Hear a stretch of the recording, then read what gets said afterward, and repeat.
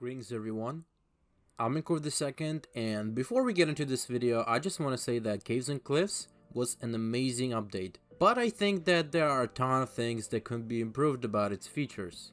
I'm not saying that Mojang should've and could've added more to this update, but I am saying that it could have been even better if some of the things from this video were in it. By the way, make sure to check out the previous video in the series if you haven't yet, and if you have, I apologize for being so late on this one. But I promise I won't keep you waiting as long for the next one. And last thing before we begin, some of these ideas aren't the most original and are common suggestions, so you've probably heard them already. Anyways, let's start with the generation. I'll show you an unfinished version of my discontinued data pack cave gen tweaks to demonstrate what this first idea would look like. I think it was a big missed opportunity to not make certain biomes change the base stone blocks with blocks more appropriate for that biome. Deserts and warm ocean biomes could have sand and sandstone blocks in place of gravel and stone blocks, and the same could apply to Badlands biomes just with red sand blocks.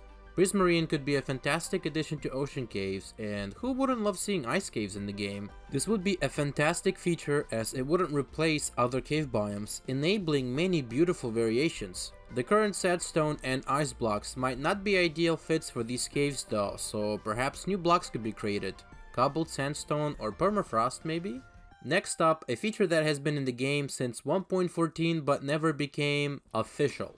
During the development of Caves and Cliffs, the world could feature more claustrophobic narrow caves that would be impossible to traverse normally. They were eventually removed as they were too inconvenient for exploration, though similar caves can still be found. I think that instead of removing these caves, Mojang should have finally introduced crawling as a proper mechanic rather than something that people accidentally discover or only use for strip mining for diamonds and end gateway portals. Since Mojang recently removed some bugs that combine sneaking and sprinting, this crawling mode wouldn't even need a new keybind, just enable players to go into crawling mode if they press Ctrl while sneaking. In this state, you'd be able to easily get into 1 block high spaces without having to use ender pearls, water or trapdoors, and jumping would be disabled. You would still be able to climb up 1 block as if it was a ladder. I think this movement style could add a ton to the game by properly finishing a half-baked mechanic and reintroducing narrow caves for a unique exploration experience. Now let's discuss something I thought was definitely going to be updated with 1.19, but unfortunately was just barely touched. The underground structures. I think we can all agree that mine shafts and strongholds are incredibly outdated and are in need of a proper redesign. Chains are nice, but I think we can do way better than that. Plenty of mods and data packs have already tried to update these structures, and I think they all succeed, especially as the vanilla counterparts have seen almost no changes since their introduction over 10 years ago. They don't need to be the next trial chambers or bastion remnants, but at the very least they can introduce some new rooms,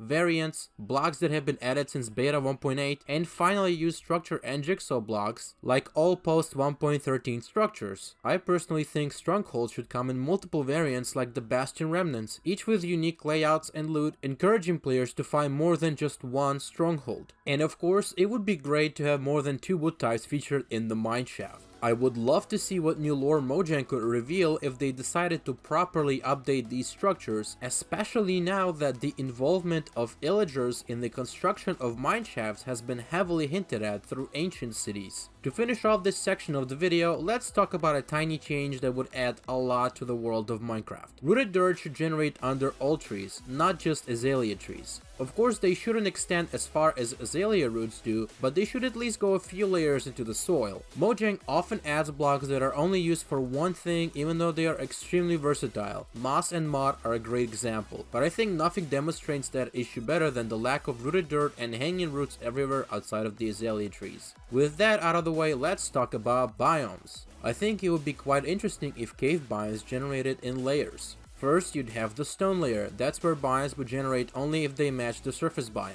The deep slate layer, on the other hand, would generate cave biomes independently from the surface.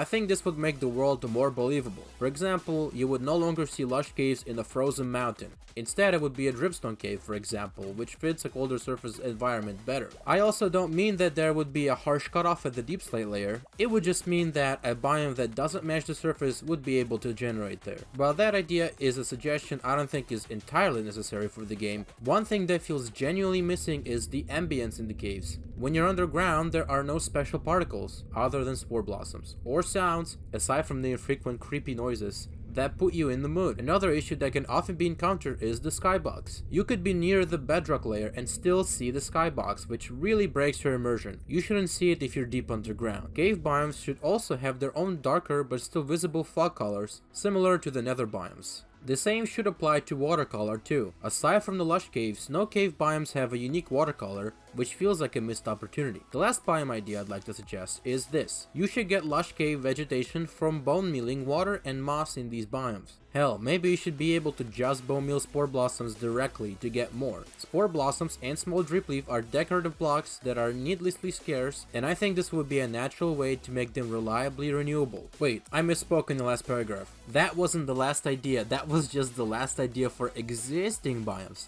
Silly me.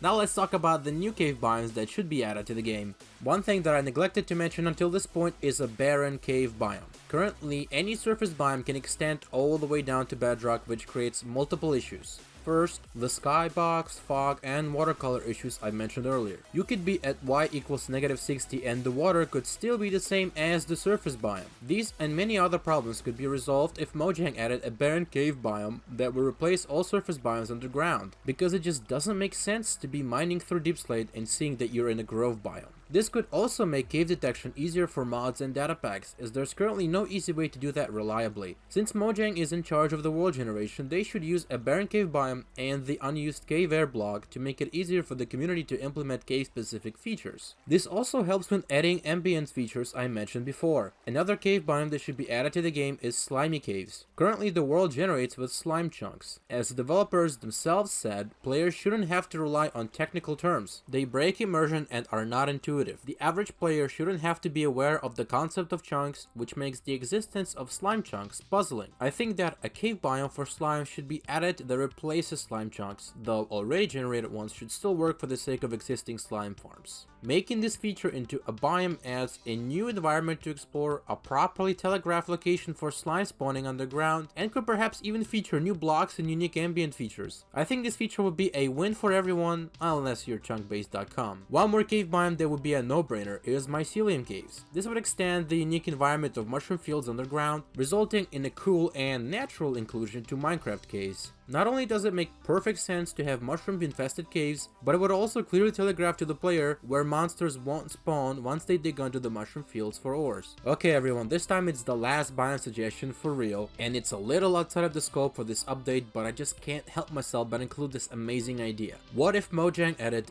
abyssal biomes? Since the height of the overworld and the entire generation has been remade in 1.18, it would be awesome to see ocean biomes that go below anything we've seen in the game before. What kind of fossils, sunken structures, and creatures could be found there? Imagine boating across a trench and not being able to see the bottom. Then imagine diving into the depths, descending so low you can't even see the surface anymore. This isn't just your regular everyday darkness. This is advanced darkness. As you look around for any signs of marine life, you see marine snow, the mix of various particles and remains that sinks to the bottom of the ocean from the layers above.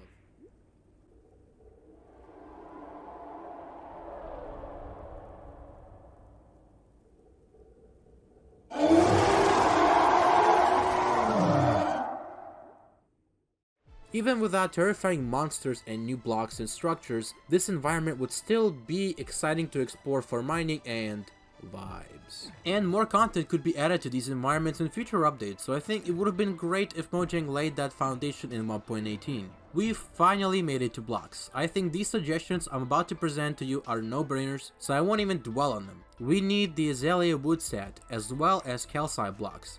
We could also use some mossy blocks similar to the stone bricks and cobblestone we already have. Why aren't there more of these for us to use? Speaking of moss, let's talk about moss carpet.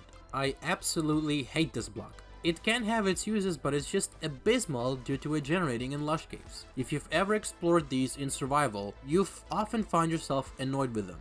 Game, please just let me put the damn torch down. Since these function as carpets, they can't just be replaced by torches. This is why I think we should have new moss blocks. This could be added as moss lichen or moss layers. Moss layers would allow you to add a ton of variation to the world due to its, well, layered nature. Moss lichen, on the other hand, would be waterloggable and placeable on any face of a block. I don't know which implementation is better, as both versions have strengths and weaknesses. Maybe we should have it all. All I know is moss carpet should not generate naturally in these biomes. They should remain in the game though, as people have already used them in building in ways these blocks I propose wouldn't be able to be used. I also think we should have hanging moss in the game. Since we now have pale hanging moss, why not mirror that with regular moss? New possibilities for decorating is always a good thing to have. To close out the topic of moss carpets though, they definitely should apply an overlay to blocks under them. These look awesome on mangrove roots and add a lot to the world. I think they should also apply to snow blocks, and not just affect grass blocks. Speaking of snow, there is a number of features that we really should have gotten in this update relating to it. First of all, we should achieve parity by bringing snow logging to Java. This is a fantastic feature, and snowy biomes on Java will look a million times better if they generate it with snow logged grass and flowers. Another parity snow layer feature that should finally be implemented is gravity. I'm not sure what the reason for this is, but currently snow layers will just break off in Java instead of falling like sand or anvils. Wherever the reason for this may be, I'm sure that if Mojang can rewrite minecart code, they could resolve this problem too. Last but not least,